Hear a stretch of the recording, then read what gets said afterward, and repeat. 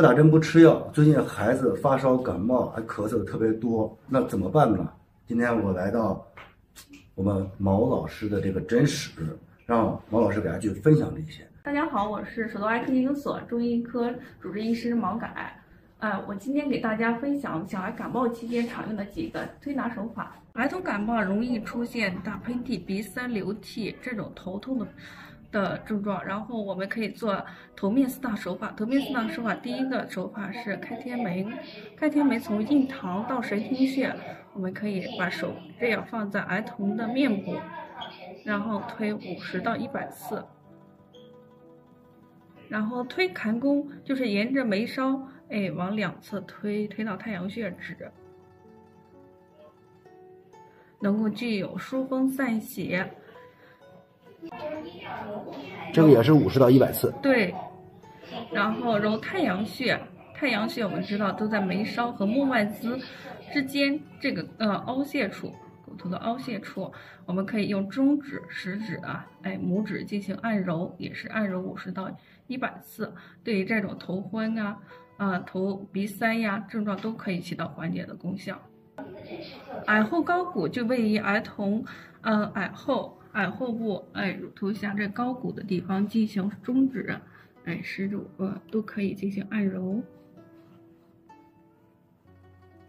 我看您在做手法之前还抹了一些油，这个是儿童皮肤比较娇嫩，如果是不擦一些油类的话，容易擦伤儿童的皮肤。我们在做的时候可以擦上儿童的面霜润肤油都可以，各种油类的东西都可以。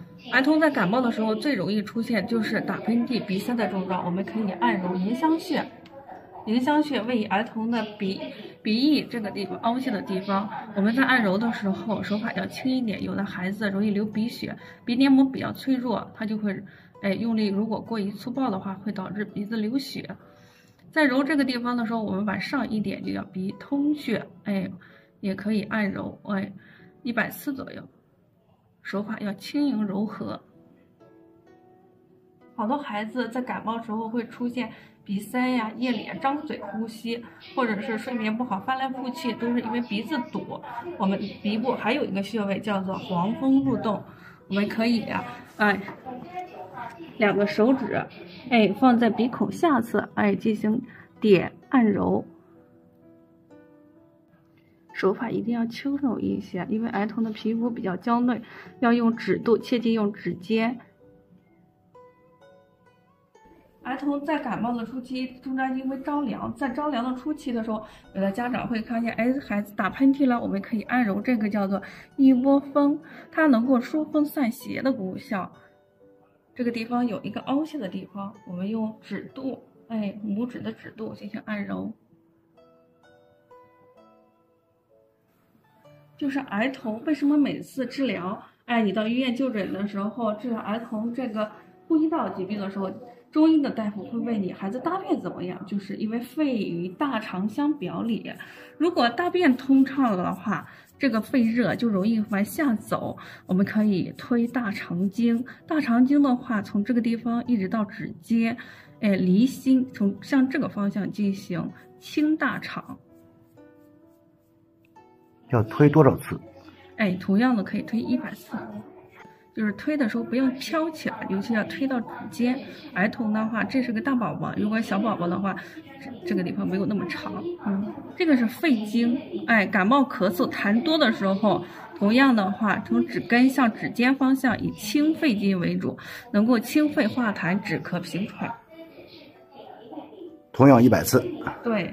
一般情况下书上会写100到300次，你要做的很轻，手法力道太轻的话就可以多做300次，如果手法的力量还可以的话，100次就可以，力量要渗透。我们可以左手就这样握着儿童的手右手用这2个手指这样。退烧的穴位我们可以从这叫清天河水从腕横纹一直收到肘横纹向上推，手法向向上推。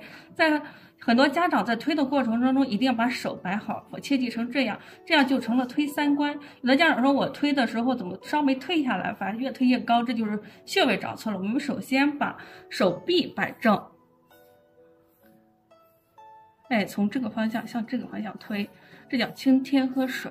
推六腑的话是从这个地方到这个方向，我们是可以这样，像这方向一定要搞对，从这个地方向这个地方推，这叫推六腑，它能够起到退烧的功效。这个穴位的清热力量要比清天河水还要大一些。如果孩子要发烧的话，我们可以蘸上那个温水，包括清天河水呀、推六腑都可以蘸上温水，进行推，这样的话推热效果会更好，可以推300次都没有问题。就是孩子容易积食发烧，积食发烧的孩子就会容易出现大便干燥，我们一定要保持孩子咳嗽期间大便通畅，让肺热从大肠走，那么一定要通大便。我们进行顺时针沿着肚脐进行摸腹，让大便保持通畅，肺热从大肠出，这样摸腹的话200到300次都是没问题啊。顺时针摸腹，以通大便为主。顺时针摸腹完了之后，这是肚脐，肚脐旁开，2寸的地方是天枢穴，我们也进行按揉200到300次，它也是通大便。天枢穴就有一个双向调节的穴位，它既可以治疗拉肚子，也可以治疗便秘。